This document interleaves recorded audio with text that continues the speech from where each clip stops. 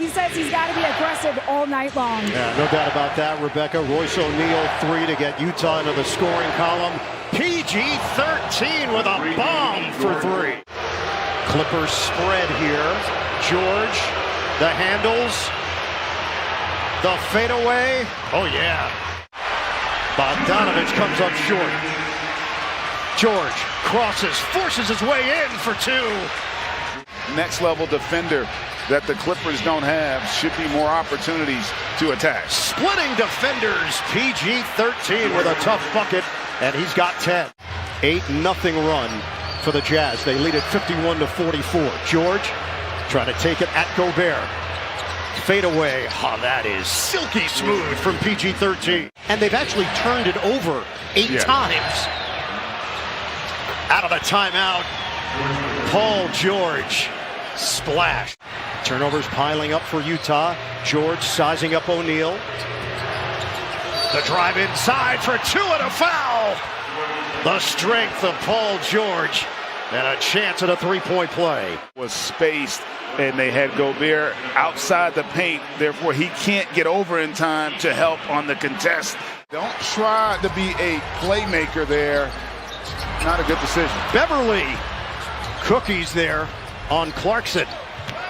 George. Tip in, doesn't go. Rebound. George clears out space for 2. His reaction there, but how about Paul George? Just big boys. Gobert on that offensive rebound. Nobody shot more or made more this season.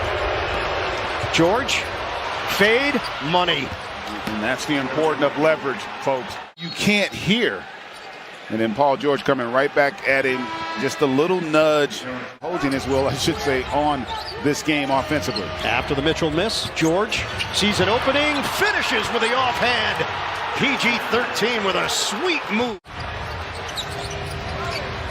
George once again, Bogdanovich. Step back 3, splash for Paul George. He is feeling it tonight. Clippers up by 4 with possession. Isolation for George. George is fouled, and he's got it. Wow. Royce O'Neal put the hand out there, and the harm. And all the rhetoric and the conversation and the slights of Paul George because of last year, this guy has stepped up in a big way. PG, what an incredibly hard-fought game this was tonight. This Jazz team would not go away. You had 6 different players in double figures. Can you describe the resiliency that your squad showed playing this game without Kawhi Leonard tonight? Yeah, this was, I thought this was our toughest matchup this postseason. This was the biggest game of our season, especially being down our best player. We wish Kawhi the best in the speedy recovery, but we knew coming into this, we had to play together, we had to step up. But we didn't have to overly do it. I thought everybody played their roles. We did a great job. We played collectively. And against this team, you have to, we limited our turnovers, and I thought that's what was the key tonight.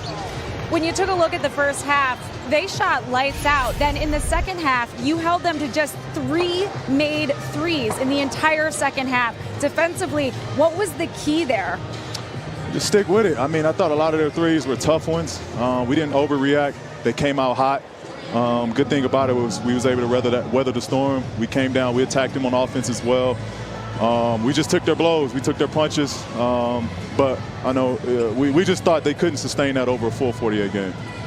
When you take a look at where this series now is, you go up 3-2, you're heading home. You are 1 game away from heading to the Western Conference Finals. What's it going to take to close this thing out at home? Put this one behind us. Get ready for a rocking crowd back in LA. Unbelievable opportunity we got waiting for us back home. We just got to go into the mindset that we don't want to come back to Utah. PG, congrats. Thank you. Hey, Mom. Hey, Dad. Shout out to Mom and Dad, George. Always, always.